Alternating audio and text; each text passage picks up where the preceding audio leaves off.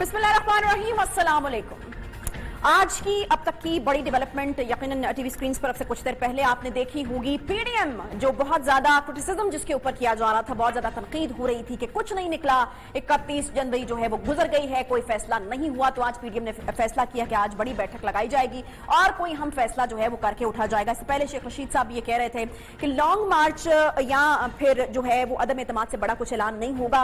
तो ऐलान जो हुआ है जी बड़ा पीडीएम की तरफ से वो ये है कि लॉन्ग मार्च का फैसला तो पीडीएम ने बहरहाल कर लिया है। 26 मार्च की तारीख रखी गई है लॉन्ग मार्च के लिए और वही के जैसा कि शेख रशीद साहब ने कहा था तो लॉन्ग मार्च का फैसला तो निकल आया है इस इजलास से। लेकिन अदम एतमाद के ऊपर जो है वो बात नहीं बन सकी और एज एक्सपेक्टेड जिस तरह कि उन्होंने भी कहा था कि इन दोनों के अलावा जो है अब शायद कुछ ना निकल सके, तो इस्तीफों के ऊपर भी जो है वो मामलात उस तरीके से तय नहीं हुए। जब सवाल पूछा गया मौलाना फजल रहमान से जो कि सरबराह है पीडीएम के, तो उन्होंने कहा कि अब हम अभी और बैठ के करेंगे, इसके ऊपर भी बात होगी और हम अभी जिंदा हैं तो हम इसके ऊपर भी जो है वो बातचीत करेंगे। बहरहाल जो फैसला इस वक्त हमारे सामने है वो है जी लॉन्ग मार्च का पीडीएम की तरफ से फैसला हो चुका है और जो डेट के हवाले से कहा जा रहा था कि कोई तारीख का भी ऐलान नहीं किया जा रहा और शायद अपनी जो बड़ी बड़ी बातें की गई हैं उनसे वो पीछे हट रहे हैं, तो उन्होंने जी ऐलान कर दिया 26 मार्च की तारीख का ऐलान किया गया है लॉन्ग मार्च के लिए। इसी पर गुफ्तगू करने के लिए सेनेटर फैसल जावेद साहब रहनुमा है पीटीआई के, उन्होंने हमें ज्वाइन किया है और हम उनसे मजीद इसके हवाले से बात करेंगे कि दूसरी तरफ से तो फैसला हो गया, अब हुकूमत जो है वो कितनी तैयार है। फैसल जावेद साहब, फैसला हो गया लॉन्ग मार्च का, बहुत तनकीद हो रही थी पीडीएम के ऊपर कि कोई फैसला नहीं कर पाए, 31 जनवरी का जो टाइम है वो गुजर गया है, तो उन्होंने फैसला जो है वो कर लिया है 26 मार्च को लॉन्ग मार्च जो है अब वो करने जा रही है पीडीएम। क्या कहेंगे आप और क्या तैयारियां अब आपकी तरफ से शुरू की जाएंगी? जी आयन, खुशामदीद, आयशा, मोस्ट वेलकम। ये आए, लॉन्ग मार्च करें, ये आए, इनके लिए कंटेनर भी हाजिर है। सही है। और क्या है, हम तो खुशामदीद ही कह सकते हैं। इन्होंने ये सब कुछ पहले कर लिया हुआ है और कामयाबी इन्हें नहीं मिली। सही। और ये जो अंग्रेजी में कहते हैं ना डेजा वू, तो ये एक रिपीट ब्रॉडकास्ट है। ये पहले भी मार्च कर चुके हैं 2019 में, लेकिन इनके पल्ले कुछ नहीं पड़ा क्योंकि पब्लिक ने इनको रिजेक्ट कर दिया है। क्योंकि हुआ क्या है कि इन्होंने जलसे शुरू किए और कहा कि लाहौर फाइनल अल्टीमेटम देगा, लाहौर फैसला करेगा। 11 जमातों ने लाहौर में फवाद खगे के वलीमे पे पंजाब नहीं जाऊंगी मैं, इससे ज्यादा लोग आगे थे, तो लोगों ने लाहौर ने फैसला कर दिया, रिजेक्ट कर दिया। इन्होंने फिर से जलसे दोबारा शुरू कर दिए और फिर इनका कोई मोमेंटम नहीं बना। नंबर 1, नंबर 2, चलिए इतना तो अप्रिशिएट करें ना कि फैसला बहरहाल फैसल साहब सामने आ गया। आप लोग कह रहे थे कि 31 जनवरी गुजर गई जी, इतनी बड़ी बड़े बुलंदोबांग दावे हो रहे थे, अब उन्होंने लॉन्ग मार्च का फैसला कर लिया है। लॉन्ग मार्च है, ये लॉन्ग मार्च नहीं है, लॉन्ग मार्च है। और सेल्फियां लेके वापस चले जाएंगे। मोस्ट वेलकम, मैं कह रहा हूँ, कोई फर्क ही नहीं पड़ता इनको, ये कर ले लॉन्ग मार्च भी। इनको समझ नहीं आ रही किधर टकरे मारे कि इमरान खान साहब बस इनको ये दे दे एनआरओ, ये चाहते हैं इन्हें एनआरओ मिले। ये नैब ऑर्डिनेंस में तरमीम चाहते हैं, 38 में से 34 कहते हैं तरमीम करें, 99 के पहले के केसेस माफ कर दें। इमरान खान नहीं देंगे इनको एनआरओ, ये ऐसे ही लगे हुए हैं, बंद गली में फंस चुके हैं। और मार्च भी आ जाएगा, हम देख लेंगे। कंटेनर हम तैयार रखेंगे इनके लिए। अच्छा। हम इनको कंटेनर देने को तैयार है। ठीक है जी। अच्छा, पीपल्स पार्टी की तरफ से अदम एतमाद की जो तजवीज थी उसके ऊपर कुछ बात नहीं बनी, सवाल भी हुआ, लेकिन उन्होंने कहा कि वो चैप्टर बिल्कुल क्लोज नहीं किया गया, उसके ऊपर भी बात होगी और बैठकें भी लगाई जाएंगी। तो अभी जो कोई फैसला नहीं हो पाया अदम एतमाद के ऊपर, तो उसको आप लोग किस तरह से देख रहे हैं? इनको इनके ऊपर एतमाद नहीं है, इनकी पार्टियों को।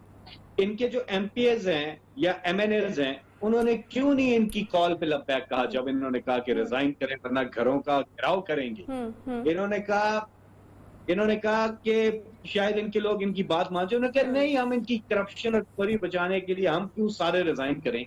कुछ लोग हैं जो कि एनआरओ के बेनिफिशियरीज हैं, जिन्हें एनआरओ चाहिए, बाकी क्यों रिजाइन। तो वो उनको लोगों ने जब ये कह दिया तो एतमाद तो इनके ऊपर खत्म है, इनके लोगों का। ये क्या तरीके एतमाद लाएंगे इमरान खान के खिलाफ, ये क्या क्या ला सकते हैं? जरूरत है इनमें, ला के देखें। हम इनको कहते हैं लाएं तहरीक में एतमाद भी लाएं, हम इन्हें कहते हैं मार्च भी करें, हम इन्हें कहते हैं इस्तीफे भी दें। कल नहीं, आज दें इस्तीफे, आज दें, मंजूर करते हैं। रिजेक्टेड रिजेक्टेड लोग हैं। सही। राजा परवेज अशरफ साहब ने आज एक नई बात की है और वो ये कह रहे हैं कि हुकूमत शो ऑफ हैंड इसलिए चाहती है जी क्योंकि इनके लोगों ने एडवांस पकड़ लिया है। जरा ये कहानी हमें बताइएगा कि ये वो क्या कहना चाह रहे हैं और किसने पकड़ा एडवांस। ये सारे जमीरों के सौदागर हैं और ये सारे जितने इलेक्शन हुए हैं सबको पता है सेनेट में कैसा चलता है, ये वोटों को खरीदते हैं।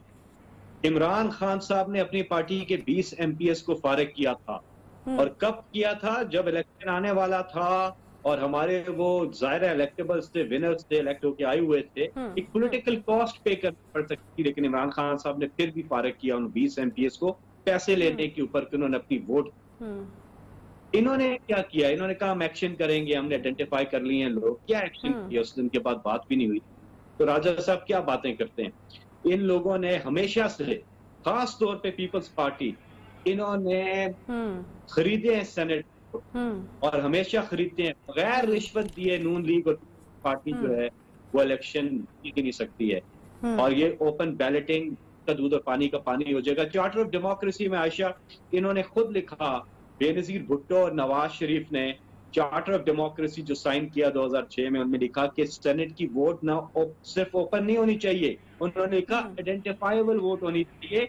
और 18वीं तरकीब जब इन्होंने लाई जिसमें इतनी ज्यादा लेजिस्लेशंस हुई हैं, उसमें ये भी कर देते, लेकिन ये नहीं करना चाहते क्योंकि ये ट्रांसपेरेंट इलेक्शन चाहते ही नहीं है। ये लेन देन इनका काम, यही वोट खरीदते हैं। इमरान खान साहब पूरी तरह से कोशिश करेंगे कि वो ये सेनेट की वोटिंग जो है वो ओपन बैलेट से, ताकि शफाफियत आए।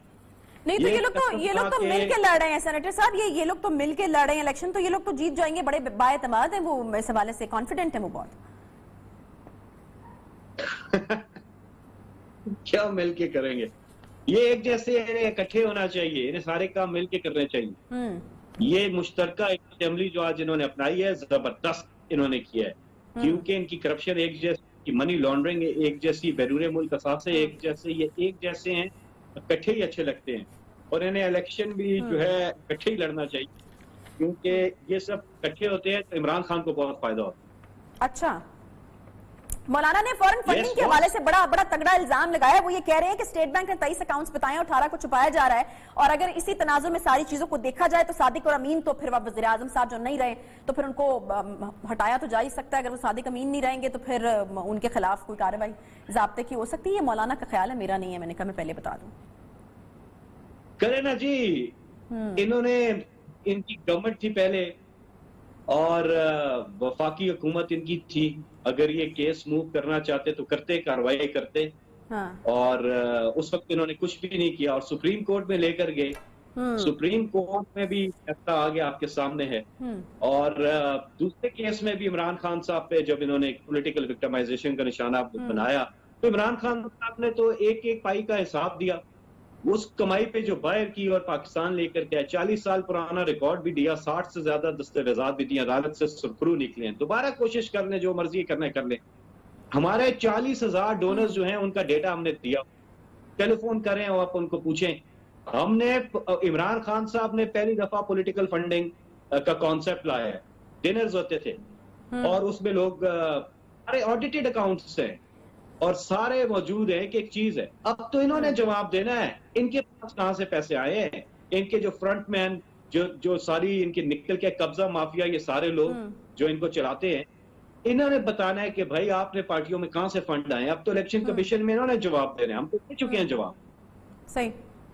अच्छा, मौलाना साहब भी कह रहे हैं कि ईवान की कार्रवाई चलाने में अब जो है वो किसी किस्म का ताउन आप लोगों को नहीं मिलेगा, इस बारे में भी उन्होंने स्टैंड ले लिया है। तो पहले बड़ा ताउन सी इन्होंने तो छुई हुई ऑपोजिशन है। ये पहले दिन से इमरान खान साहब ने जब पहली स्पीच की है, इन्होंने शोर शराबा किया है और पहले 5 मिनट में कहा आयशा कि गवर्नमेंट फेल हो गई। वो दिन और आज का दिन शोर शराबा करते हैं असेंबली में, अवामी मुफाद की लेजिस्लेशन पे हम इन्हें कहते हैं हमारे साथ आए, नहीं आते। बैठक में हम हमारे साथ आए तो वो के लिए आते हैं एनआरओ। वैसे तो वो ये कहते हैं कि आप तो बात ही नहीं सुनते, मुशावरत ही नहीं करते। ठीक है, आप लोग हुकूमत हैं, जो भी बात करनी है आप थोड़ा बहुत मशवरा कर लिया करें उनसे, इसमें क्या मुजायका है? आखिर वो भी वोट लेकर बैठे हुए असेंबली में। हम कहते हैं इनको आए इलेक्शन रिफॉर्म्स के ऊपर आए पैटेज के ऊपर आए सेनेट की ओपन बैलेटिंग के ऊपर आए, मिलके करते हैं कानून साजी। क्यों नहीं आते अवामी मुफाद की चीजों में? सिर्फ कहते हैं कि 99 के पहले के हमारे केसेस माफ करें तो बात होगी।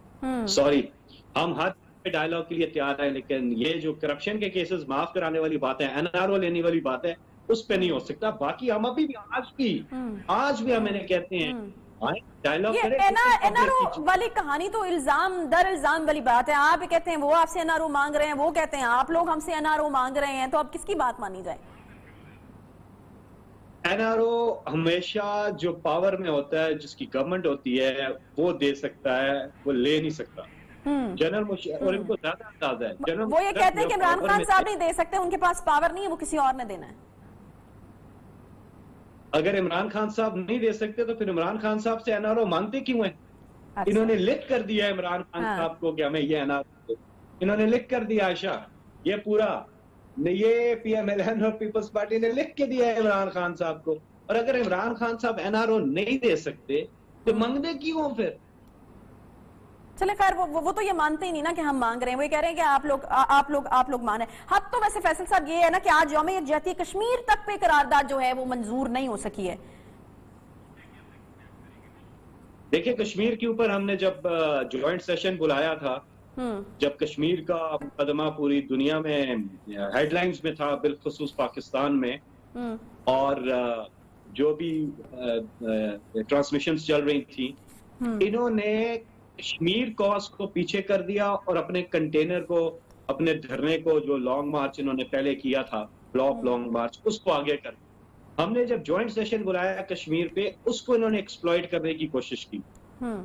ये सिर्फ चाहते हैं अपनी करप्शन से। अगर आज इमरान खान साहब इनको ये एनआरओ दे दें, आज दे दें, ये सब चीजों में हमारे साथ होंगे। सही।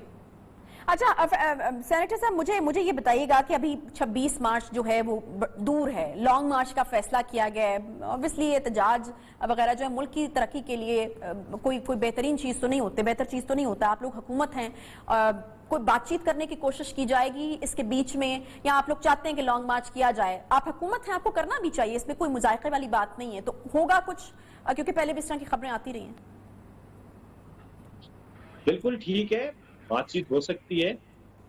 देखिए ना, बातचीत हो सकती है अवामी लेजिस्लेशन के ऊपर, अवाम की कानून साजी के ऊपर। अगर ये कहते हैं कि अपने साथ ये लेके आते हैं नया ऑर्डिनेंस में तरामीम, उस पर बातचीत नहीं हो सकती। इनकी मर्जी की तरामीम नहीं हो सकती। उसके अलावा बातचीत हो सकती है, but minus this, minus NRO, yes.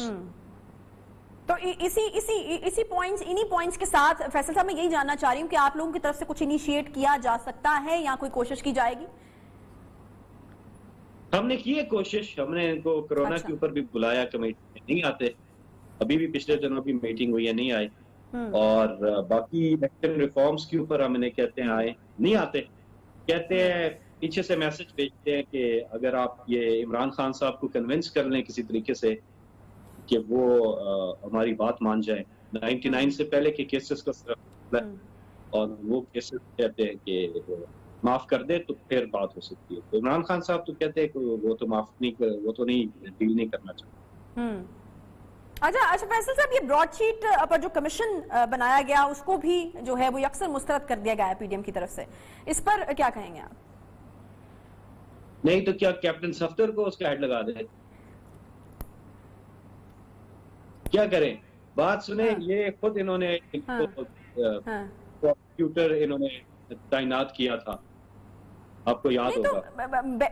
नहीं तो बेहतर नहीं है कि इसके ऊपर भी मुशावरत हो जाए, या उनसे आप लोग भी पूछ लें कि आपकी जिस पर तसल्ली होती है मिल बैठकर इसके हवाले से भी एक फैसला हो जाए?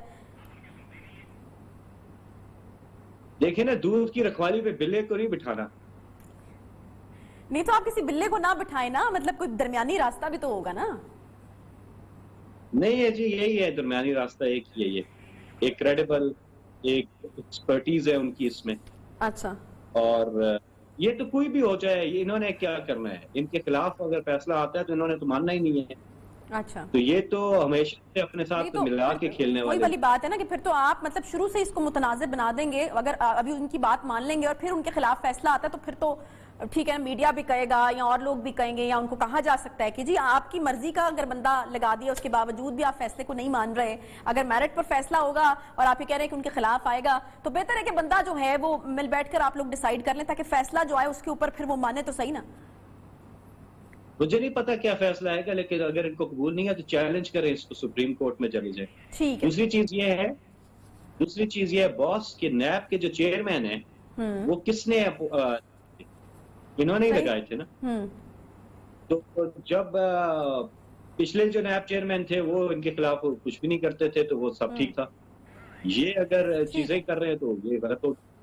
ठीक है जी, तो बहुत शुक्रिया सेनेटर फैसल जावेद साहब। पीटीआई के रहनुमा हमारे साथ मौजूद थे। पीडीएम की तरफ से एक अहम फैसला 26 मार्च को लॉन्ग मार्च करने का, और फैसल साहब ने कहा है कि जी आयानू बिल्कुल उनको खुशामदीद कहेंगे, और जैसा कि वादा किया गया था कंटेनर्स भी दिए जाएंगे, खाना भी दिया जाएगा, तो वहां पर तैयारियां जो हैं वो मुकम्मल हैं। लेकिन बहरहाल उम्मीद की जा सकती है कि शायद इस बीच में जो है वो कोई बातचीत या डायलॉग के लिए हुकूमत की तरफ से जो है इनिशिएट किया जाए। एक छोटा सा यहाँ पर मुझे ब्रेक लेना, ब्रेक के बाद वापस आते हैं साथ। Welcome back. दहशतगर्द भारत कश्मीरियों के हक को गासिब करने के लिए गुज़श्ता 7 दिहाइयों से मजलूम कश्मीरियों पर जुल्म और सितम उठाता आ रहा है। कश्मीर पर भारतीय मजालिम और गैर आईनी गासिबियत के खिलाफ पाकिस्तान हमेशा की तरह 5 फरवरी को कल यौम यकजहती कश्मीर मनाएगा और दुनिया भर में भारतीय मजालिम के खिलाफ आवाज उठाई जाएगी। दूसरी तरफ भारत में किसानों का एहतजाज भी तूल पकड़ गया है। अब किसानों के हक में दुनिया भर से आवाजें आने लगी हैं। मोदी सरकार की मुश्किलात मुसलसल बढ़ रही हैं। भारतीय किसानों ने 6 फरवरी को भारत की तमाम हाईवेज को बंद करने का ऐलान किया है। भारतीय सरकार की किसानों पर जुल्म और बर्बरियत ने किसानों की तहरीक को एक नए नारे से मुतारिफ करवा दिया है कि we are farmers not terrorist. हम किसान हैं, दहशतगर्द नहीं। 2 महीने से भारत के अंदर पंजाब के किसान भारत की ज़रूरी पॉलिसीज पर एहतजाज कर रहे हैं। किसानों ने दिल्ली की तरफ रुख किया तो लाल किले की बुलंदोबांग फसीलों पर सिख किसानों ने भारतीय यौम जमहूरिया के मौके पर अपना परचम लहराया था, जबकि भारतीय सरकार ने किसानों के इस एहतजाज को दहशतगर्दी करार दिया था। भारतीय सरकार ने अपने ही किसानों के खिलाफ सुप्रीम कोर्ट का रुख किया तो सुप्रीम कोर्ट ने यह कहकर दरखास्त को खारिज कर दिया कि हुकूमत और किसानों के मामले के दरमियान सुप्रीम कोर्ट को ना घसीटा जाए। सुप्रीम कोर्ट ने नरेंद्र मोदी के बयान का हवाला दिया कि यौम जमहूरिया पर कशीदगी के मामले पर कानून अपना रास्ता खुद बना लेगा, और यह भी कहा कि अदालत इस मौके पर मदाखलत नहीं करना चाहती है। इसी मसले को लेकर के अमेरिका ने भारत पर जोर दिया है कि किसानों के मसले को बातचीत के जरिए हल किया जाए। अब दुनिया भर से किसानों के हक में आवाजें बुलंद हो रही हैं। दुनिया भर की बाअसर शख्सियात भारतीय सरकार से किसानों पर जुल्म सितम बंद करने का मुतालबा कर रहे हैं, जबकि दूसरी जानिब बॉलीवुड के भारतीय अदाकार मोदी सरकार की जुबान बोल रहे हैं। अदाकारों के इस रवैये से भारत सरकार के सेक्युलरिज्म के दावे खोखले साबित होना शुरू हो गए हैं। 2 रोज कबल भारतीय सरकार की जानिब से ट्विटर को जारी नोटिस में खबरदार किया गया है कि वो किसानों के एहतजाज से मुतालिक सारा मवाद जो है वो ट्विटर से हटाए, वरना इनके खिलाफ कार्रवाई की जाएगी। भारतीय हुकूमत की जानिब से किसानों के एहतजाज पर मोदी सरकार ने दिल्ली में इंटरनेट तक बंद कर दिया है, जिस पर हॉलीवुड पॉप सिंगर और स्टार रियाना ने भारतीय किसानों की हिमायत में ट्वीट कर दिया कि हुक्मरान जमात भारतीय जनता पार्टी और मोदी सरकार के हामी इस पर तिलमिला उठे। यही नहीं, गुलकारा रियाना को पाकिस्तानी एजेंट तक करार दिया जाने लगा, जबकि भारतीय अदाकारों की जानिब से अपनी हुकूमत के हक में और गुलकारा रियाना के खिलाफ ट्विटर पर तनकीद का एक सिलसिला शुरू हो गया। किसी ने पाकिस्तानी एजेंट कहा तो किसी ने रियासत के खिलाफ एक साजिश करार दिया। अदाकारों के बरक्स मशहूर भारतीय फिल्म मेकर फराह खान ये कहती हैं कि इस तरह की ट्वीट्स तशहीर का हरबा मालूम होती हैं। जो भी वजह हो, मैं कोई फैसला नहीं करना चाहती, ताहम आप लोगों को मजीद हकीकत पसंद होने की जरूरत है। लेकिन आप लोग तो बहुत दूर चले गए हैं। फिल्मी हीरो और असल जिंदगी के हीरो में फर्क होता है। हकीकत यही है कि भारत सरकार और अवाम को किसानों के एहतजाज पर हुकूमती रवैये और अवामी सोच के तसादुम को रोकना होगा और किसानों के मसले का पुरअमन हल तलाश करना होगा, वगरना भारत का सेक्युलर चेहरा बेनकाब होकर हिंदुत्व की शक्ल अख्तियार कर लेगा। लेकिन सबसे बड़ा सवाल यह है कि आखिर भारत जा कहां रहा है? किसानों के खिलाफ मोदी सरकार की पॉलिसियां आखिर बनाई क्यों गई हैं? इस मामले को खास तौर पर भारतीय पंजाब के किसान मुस्तरद क्यों कर रहे हैं? आखिर किसानों का अगला लाएहमल क्या होगा और दुनिया के दीगर ममालिक और आलमी तंजीमें मोदी के खिलाफ क्या करने जा रही हैं? इसी पर बात करेंगे। हमारे साथ मौजूद हैं जी बहुत ही एक्टिव सिख रहनुमा हैं मास्टर करण सिंह साहब। बहुत शुक्रिया करण सिंह साहब प्रोग्राम में ज्वाइन करने के लिए। खुशामदीद कहेंगे, आपको जियानो कहेंगे अपने प्लेटफॉर्म पर। मुझे ये बताइएगा मास्टर करण सिंह साहब कि ज़राई इस्लाहात के बिल के ऊपर अगर मोदी सरकार अब अपना फैसला वापस नहीं लेती तो लाल किले के आगे आप क्या देख रहे हैं? किसान अब आगे क्या करने जा रहे हैं, होने क्या जा रहा है भारत में? शुक्रिया, अस्सलाम वालेकुम रहमतुल्लाह बरकात। वालेकुम अस्सलाम। बहन जी और तमाम जो इस चैनल के जो सरकर्दा और जो अहबाब है प्रोग्राम, इस प्रोग्राम को चलाने वाले, गुजारिश है कि मैं ये जो किसान मोर्चा है ये मोदी की हुकूमती कफन में आखिरी किल साबित होने वाला है। और इसने दूसरा काम ये किया है कि उन बेचारों मुसलमानों और सिखों को एक इतने बड़े आला तरीन मुकाम पर यकजहती के एक ऐसे पॉइंट पर ला खड़ा किया है कि उधर तमाम हिंदू बरादरी भी इनको सलाम कर दिया झुक झुक के। मुसलमानों के साथ सिखों ने भी लंगर लगाए, बहुत कुछ किया, अपना तन मन धन से खिदमत कर रहे हैं। लेकिन चक्कर क्या है, गवर्नमेंट इसको बहुत बड़ी शैतानी और हमाकत के साथ इस मसले को सिख पसंदी या पाकिस्तान के बैकग्राउंड में उसको इसके साथ जोड़ना चाह रही थी, जिसको तमाम किसान नेताओं ने, लीडरों ने और सिख लीडरों ने इसको कामयाब नहीं होने दिया। जो किसान मोर्चा है, जो किसान जदोजहद है, ये किसान जदोजहद है। इसको किसी मजहब से या किसी पड़ोसी मुल्क के साथ जोड़ना सबसे बड़ी नाइंसाफी थी। लेकिन मैं दो बातें करूं, असल में मेरा एक नुक्ते में आप उसको सोच, ये मोदी की सोच और दरअसल उसकी सोच में आ गई है मोच आ गई है। जैसे पाँव में मोच आती है, इसकी सोच में मोच आ गई है। दूसरी बात यह है कि एक मुकम्मल बिल्कुल जिसको कहते हैं ना, एक बहुत बड़े ढेर से, पता नहीं किस कचरे के ढेर से या जिस तरह अवामी ढेर से एक आदमी नमूदार हुआ है टिकैत के नाम से, टिकैत के नाम से। अब हो क्या रहा है, एक तरफ एक नेता के तौर पर टिकैत और दूसरी तरफ जो उनका मंत्री है, जो ज़राअत का मिनिस्टर है, वो डकैत है। टिकैत और टिकैत का आपस में ये जो जंग है, ये बिल्कुल मुकम्मल तौर किसानों के हक में इसका इख्तिताम होगा। और इसको सिखों और मुसलमानों या पाकिस्तान के साथ जोड़ना ये बहुत बड़ी साजिश, और इस साजिश को हम सब लोगों ने नाकामयाब करना है। करण सिंह साहब, आपने बड़ी अच्छी बात की कि सोच में मोच आ चुकी है, और मोच इतनी बुरी आई है कि कोर जो मुद्दा है, जो बेसिक मुद्दा है किसानों का, उसको मानने के लिए मोदी साहब जो हैं वो तैयार नहीं हैं। वो अब इसको कंट्रोवर्शियल करने की कोशिश कर रहे हैं, इसको जो है वो हमसाया मुल्क के साथ जोड़ने की कोशिश कर रहे हैं। इंटरनेशनली आवाजें आती हैं तो उनको जो है वो एजेंट बना दिया जाता है आईएसआई का। मुझे ये बताइएगा कि ये किस तरफ लेके जा रही है मोदी सरकार, और अगर इसी तरीके से ये हठधर्मी या फिर जो सोच की मोच इसी तरीके से बरकरार रही तो फिर होगा क्या? आप ही कह रहे हैं कि इख्तिताम जो है वो आपको मस्बत नजर आता है, लेकिन किस तरीके से? मोहतरमा आयशा साहब, आपको पता है जब पाँव में मोच आती है तो चलने के काबिल नहीं रहता आदमी, हकीम के पास जाना पड़ता है। और ये जो इसका हकीम है, इसकी जो दिमाग में जो मोच है वो छित्र के साथ निकलेगी, और ये बहुत खतरनाक है। ये कोरोना से भी बहुत बड़ी वबा है बरसगीर हिंदू पाक में। दरअसल इसका जो टारगेट है वो एक ही रहा है। उसको मैं कुछ लफ्जों में बयान करता हूं कि दृढ़ होता है जो बिल्कुल पुख्ता होते हैं। दृढ़ किसानी मोर्चा ते मोदी गया है हिल, सुन तक सुन हक लई नारे गूंजदे, मोदी दा कंबिया दिल जद गरजिया बन दस्तारनू, नेता किसान टिकैत सैलाब किसानी तक के पै पीत होया डकैत इनका मिनिस्टर है। ये इसकी साजिश है। इसका टारगेट जो है वो मुसलमान है, इसका टारगेट सिख है, और सिखों किसानों के नाम पर ये जो जुल्म और ज्यादतियां ये मुसलमानों और सिखों पर कर रहा है, और पाकिस्तान पर इसकी इल्जाम तराशी है। लेकिन एक हकीकत है, ये जो मोर्चा है ये मोर्चा गालिबन नहीं, हकीकतन पूरे बरासगीर में जो मुल्क है ना, शैतानी मुल्क हिंदुस्तान के नाम पर बारिश के टुकड़े टुकड़े हो जाएंगे, इसके परखच्चे उड़ने वाले हैं, और इसका जिम्मेदार यही एक शैतान आदमी होगा, नाम इसका नाम मोदी है। और मैं ये अर्ज करूं, अभी तक ये चक्कर क्या है, इसकी सोच को जो है पता नहीं क्या हो गया, अभी पाकिस्तान को गलत लगता, अभी तक भी इसके दिमाग से आलू गोभी का जो स्वाद नहीं जा रहा, जो और खा के गया है।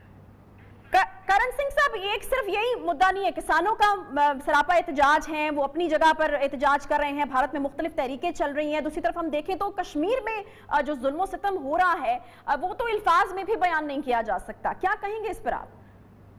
देखें, कश्मीर में जो जुल्म सितम हो रहा है ये डोगरा राय से शुरू है, अब तक जारी है, और कश्मीर की जो तहरीक आज़ादी है कश्मीर है वो समरावर साबित होगी। वो बिल्कुल वो शहादत से नहीं डरते हैं, वो तशद्दुद से नहीं डरते हैं। इसने दफा 370 100 का दफा 370 एक लाइफ जैकेट थी जिसको इन्होंने सुराख किया हुआ था, वो 72 साल के बाद उसका गुबार से हवा निकल गई है। ये चलो उसको उधर के लोगों के लिए उसको थोड़ा मानते थे, लेकिन 370 की आड़ में इसने मुसलमानों पर कश्मीर में जुल्म सतदर का एक नया दौर तरीका शुरू करना था। पर क्या चक्कर है, हंस के सहारा गे तशद्दुद कौम दी खातिर, बंद कटन चाहे चलाउन शीश ते आरा। और मोदी सुन ले कि बिना आजादी दे मुसलमाना ते सिखां दा नहीं है चारा।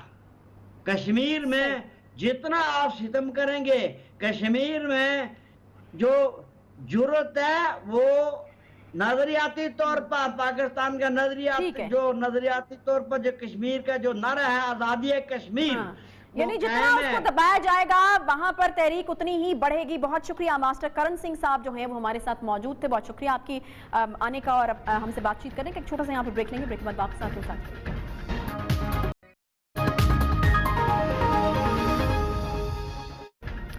दुनिया में वही कौमें तरक्की करती हैं जहां कानून और इंसाफ का बोलबाला होता है, मगर पाकिस्तान में इंसाफ का हसूल शायद सबसे मुश्किल तरीन काम है। लेकिन अगर आप गरीब हैं, माल दौलत के मामले में हाथ तंग है, असर रसूल ना होने के बराबर है, तो फिर इंसाफ को भूल ही जाइए। कहा जाता है कि पाकिस्तान में लोग कानून को अमीर की लौंडी समझते हैं। अब ऐसा क्यों समझा या कहा जाता है, इस हवाले से तो बहुत से वाक़यात देखने और सुनने को मिलते हैं जहां गरीब के लिए अलग कानून होता है और अमीर के लिए अलग कानून। गरीबों या कमजोर अफराद को मामूली से जराइम पर बदतरीन सजाएं दी जाती हैं, लेकिन जो साहिब हैसियत होते हैं, अशराफिया से ताल्लुक रखते हैं, वो बड़े से बड़े जराइम करने के बावजूद दंदनाते फिरते हैं। गरीब का निज़ाम तालीम और है और मालदार का और है। गरीब का अस्पताल और है और अमीर का और है। गरीब का अदालती निज़ाम कुछ और है और अमीर का कुछ और है।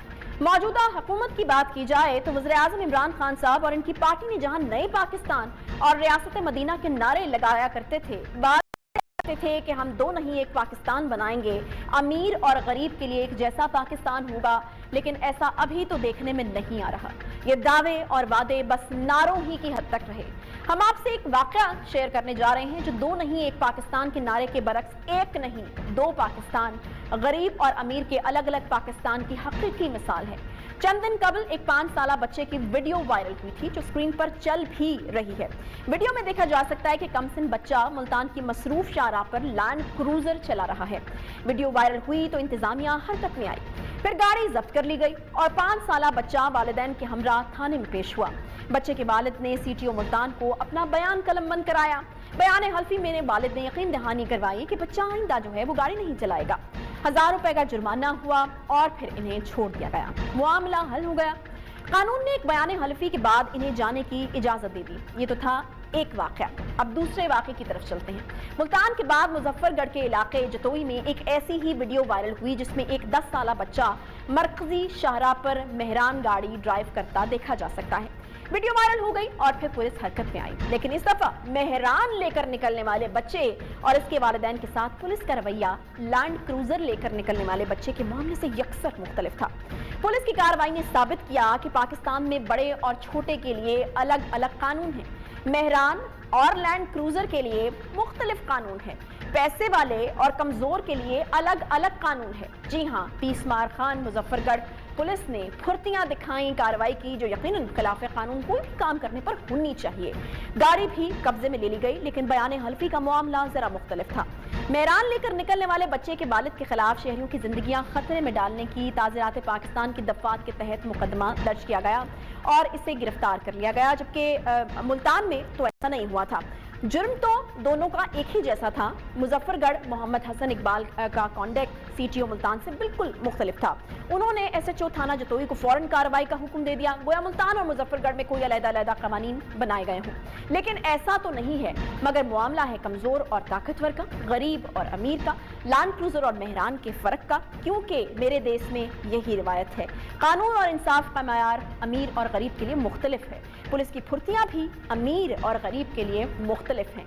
ये इस तरह की कोई वाहिद मिसाल नहीं है। हाल ही में इस्लामाबाद के श्रीनगर हाईवे पर कश्मारा तारिक साहिबा के बेटे की लापरवाही और गैर जिम्मेदाराना बल्कि मुजरिमाना ड्राइविंग के सबब 4 नौजवानों की मौत के बाद 50,000 रुपए के मचलकों के एवज जमानत कबल गिरफ्तारी करवा लेना भी एक नहीं तो पाकिस्तान की एक जिंदा मिसाल है। सवाल यही है कि क्या ऐसे हम आगे बढ़ सकेंगे, तरक्की कर सकेंगे? क्या नए पाकिस्तान की रियासत मदीना में भी यही सब होना था? इसके साथ ही प्रोग्राम का वक्त यहाँ पर खत्म होता है। इंशाल्लाह आपसे मुलाकात होगी अगले हफ्ते। अपना ख्याल रखिए। अल्लाह हाफ़िज़।